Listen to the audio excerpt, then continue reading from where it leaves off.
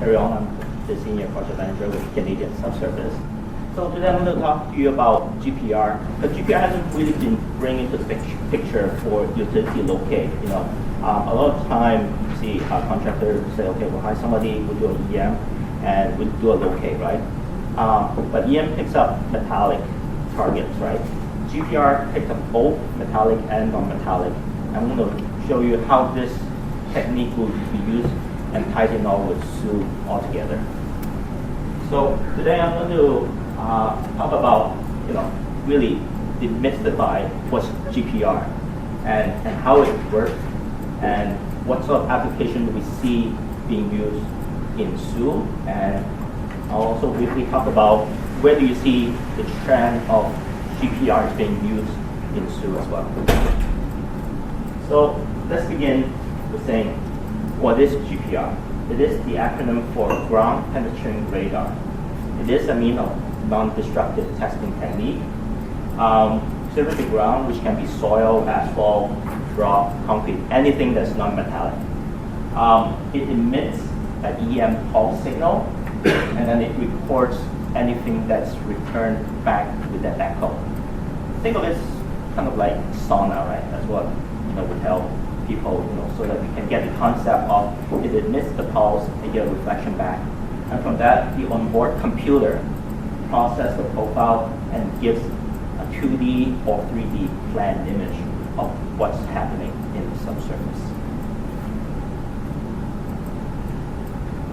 A quick animation of how this works.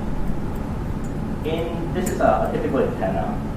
It has a transmitting and a receiving antenna in it. So it emits a cone-shaped signal. That's the electromagnetic pulse. So what it does is it emits the cone shape and it gets a reflection back from a target, say a pipe. Okay. Let's just give an example. Say this asphalt and the soil interface here. As we move the GPR, it records the reflection as a trace, as you can see here. This is just a one trace signal that it records and being stored, and then we later process it to become a profile. So it collects that signal continuously and simultaneously. When we're on top of a pipe, there's a big change here, that we recorded as well. So we can tell the depth and the locations of where the pipe is. And at the end, when we move away, this is a very classic textbook signal of what a GPR profile looks like after it runs on top of the target. It creates a hyperbolic shape, and at the apex of the hyperbola, that's where the center of the pipe is.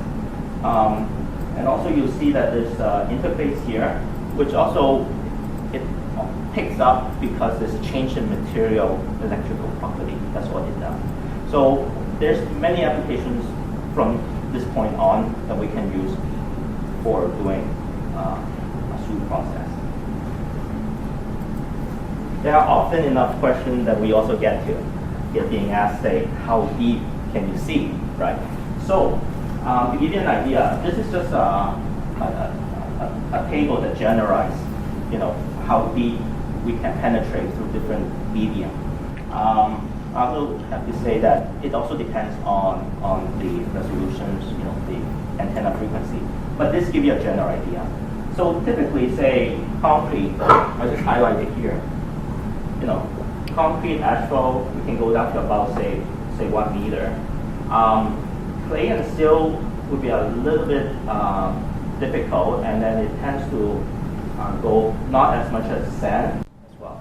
So then you get the benefit of saying if there's target really, really close together, right?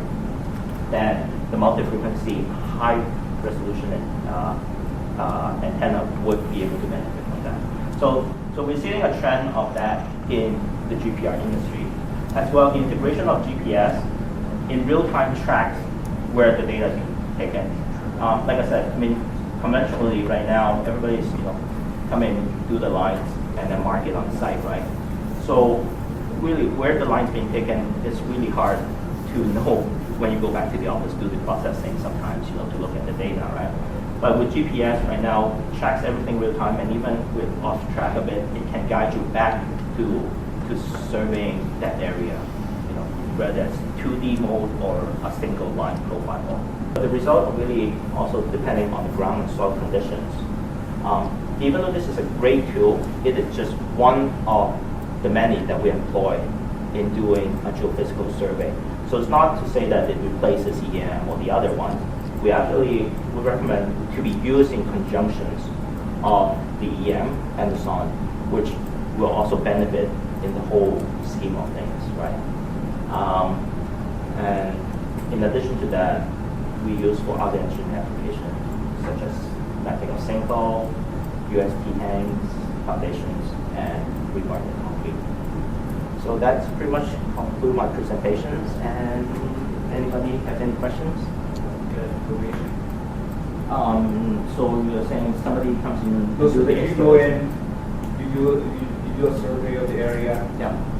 And you provide that information to us, and then we provide that to the contractor and say, okay, well, this is the location where the pipes are, and the contractor will go ahead and go and start digging for the contractor. Well, again, where do you want to fall in the scale? Like this is up to a level B, right? Like, do you want to achieve a level A comment where this is the next best thing to actually physically expose the pipe before you do the excavations, right? So again, like from this step on, you know, you got all the permissions. Do you want to move forward to get somebody to expose it, right? And carry on further. Running that.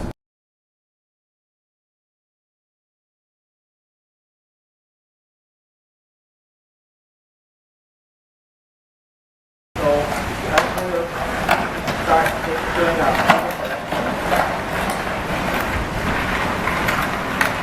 then ideally when you see the relay, you can continuously mark as he's going.